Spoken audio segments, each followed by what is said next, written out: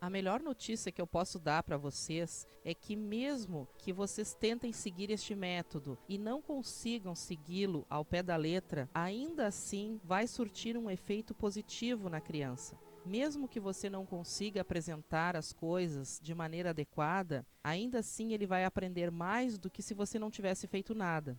Este é um jogo no qual você sempre sai ganhando, de uma forma ou de outra, mesmo que você seja um péssimo jogador. Eu confesso que quando comecei a utilizar esse método com a minha filha e vi que ela aos 2 anos estava conseguindo ler, fiquei assustada. Eu parei. Sim, meus amigos, eu fiquei apavorada e parei. Eu tive medo, pela minha falta de preparo, pela minha falta de conhecimento, eu tive medo que mais tarde ela não conseguisse se encaixar na escola, na sociedade, e acabei parando. Me arrependo muitíssimo. Naquele tempo não tinha a internet onde buscar mais informações. Uma pena, se eu pudesse eu voltaria no tempo. Então, como eu falei, eu fiz esse método de ensinar minha filha a ler e também de introdução à matemática por alguns meses, acho que uns 5 meses, não lembro bem. Mesmo assim, eu sei que a capacidade cerebral dela aumentou significativamente. Hoje ela é adulta e tem uma inteligência superior à da maioria. Ainda não posso afirmar que ela é um gênio, apesar de pensar isso a maioria das vezes, né? Porque toda mãe coruja sabe como é que é. O Glenn afirma que gênio é o que o gênio faz. Então, como ela ainda não fez nenhuma coisa muito extraordinária, afinal a sua vida está só no começo, mas quem sabe o que o futuro lhe reserva. Eu só sei que ela tem grande facilidade para aprender. Então, mesmo que você não consiga, assim como eu, aplicar eficientemente o método, o pouco que você fizer será muito para o seu filho e fará a diferença na vida dele. Lógico que quanto mais inteligentemente você brincar de aprender com seu filho, tanto melhor, e mais rapidamente ele irá aprender. E também tem um detalhe: no tempo que eu li esse livro pela primeira vez, eu acho que não compreendi muito bem como aplicar o método. E isso faz toda a diferença. Então, se você puder ler o livro, é muito melhor do que apenas ouvir falar sobre ele. A primeira área que deve ser trabalhada é a da leitura, porque de todas ela é a mais importante. Ler é uma das mais elevadas funções do cérebro humano. De todas as criaturas da Terra, somente o homem é capaz de ler. E ler é uma das funções mais importantes da vida, uma vez que todo conhecimento formal baseia-se na capacidade de leitura. Aí, depois que você tiver feito um consistente programa de leitura por um certo tempo, você poderá então começar o seu programa de conhecimento enciclopédico, que seria a segunda parte. E após fazer um consistente programa de conhecimento enciclopédico, você pode começar com a introdução à matemática. Eu vou começar agora a falar sobre traçar os princípios básicos de um bom ensino. Então, esses princípios eles são aplicáveis tanto à leitura quanto ao conhecimento enciclopédico e à matemática, ou quaisquer outros que você gostaria de ensinar a seu filho. Os princípios, então, que regem esse método são o seguinte: primeiro, com qual idade começar?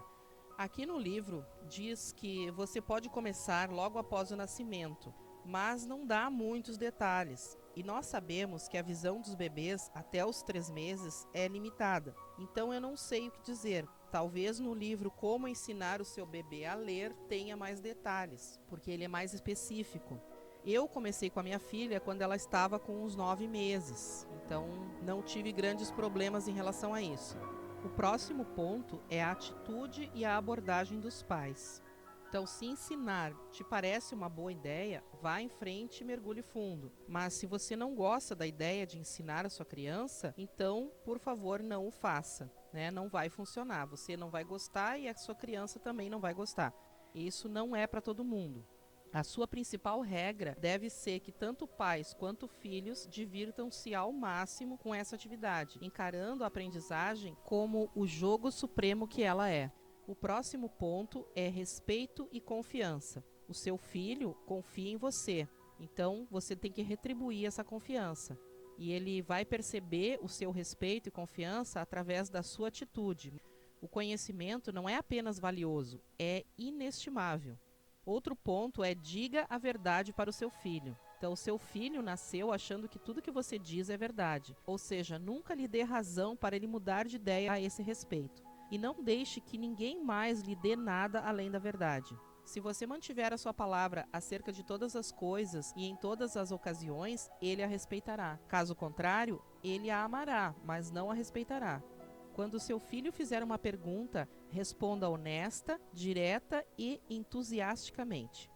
Ele vai concluir rapidamente que você sabe todas as respostas. Você será vista como uma fonte de informações. E ele está certo. Você é a sua fonte de informações. E quando ele lhe confiar uma daquelas perguntas brilhantes, normalmente difíceis de responder, faça por merecer. Se você souber, responda no ato. Mas se não souber a resposta, diga que não sabe e, em seguida, tente encontrar a resposta. E se você mostrar a ele onde você busca as informações para lhe dar, ele aprenderá a fazer o mesmo. Certa vez li um livro que eu não lembro o nome, mas é alguma coisa do tipo Criança, esta criatura maravilhosa. Nesse livro é a experiência de uma mãe contando a respeito do desenvolvimento de seu filho. E cada vez que seu filho lhe perguntava algo que ela não sabia, ela corria até a enciclopédia para procurar a resposta e então dava à criança. Passado um tempo, dali uns, um ano, 2, quando a criança já tinha uma certa desenvoltura, aí pelos 3 anos de idade, a mãe se deparou com a seguinte situação. A criança estava no campo observando algumas flores, colheu uma delas e saiu correndo de volta à casa e foi direto na prateleira da enciclopédia e começou a folhear para tentar encontrar uma imagem daquela flor e não descansou enquanto não encontrou. Assim que ela encontrou a imagem da flor e pôde ler qual era o nome e as características daquela planta, correu até a mãe e disse: mamãe, eu encontrei.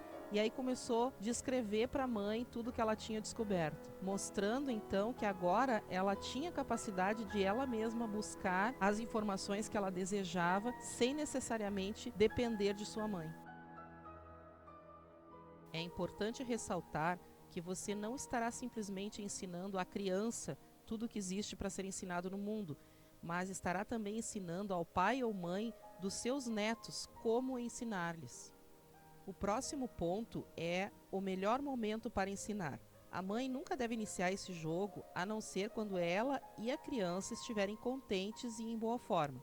Se o filho estiver irritado, cansado ou com fome, esse certamente não será o melhor momento para ensiná-lo. E essa regra vale para qualquer coisa que você quiser ensinar para ele. Nos bebês, a época da dentição, por exemplo, causa insônia, dor e não é uma boa época para ensinar. Ou se a mãe estiver aborrecida ou indisposta ou também doente, não é uma época apropriada para fazer o programa. Então, se for o caso, é mais sábio guardar o material de ensino e esperar até que as coisas se normalizem para então dar prosseguimento. Mais um ponto, o melhor ambiente. É importante proporcionar um ambiente livre de distrações visuais, auditivas e táteis. A maioria das casas não é um lugar quieto. No entanto, é possível diminuir o nível de caos para o bem do bebê e é prudente fazê-lo. Desligue a televisão, o rádio, o computador, seja lá o que estiver fazendo barulho e crie um local livre da confusão dos brinquedos, roupas e outras coisas da casa. E este cantinho será a sua principal área de ensino. O próximo ponto é sobre a duração ideal. Certifique-se de que o jogo dure bem pouco tempo. No início, vocês estarão jogando algumas vezes ao dia, mas cada sessão deverá durar apenas alguns segundos. É muito importante parar a sessão antes que seu filho queira parar, ou seja, os pais devem se antecipar para parar antes que a criança queira. Mostre sempre menos material do que ela gostaria de ver. Deixe ela pensar que você é meio sovina nesse ponto. Todas as crianças pequenas, se permitirmos, vão se fartar. Por isso que a gente ouve aquele mais, de novo, né? Essa é uma prova certa de sucesso. Você manterá a sua vitória não se submetendo às exigências da criança, pelo menos por enquanto. A tirania de uma criança pequena pode surgir aqui. Se isso acontecer, lembre-se de que você é a mãe e, como tal, a professora. Não deixe o seu filho ditar a dinâmica do programa. Essa é a sua responsabilidade. Ele não vai decidir sensatamente, você vai.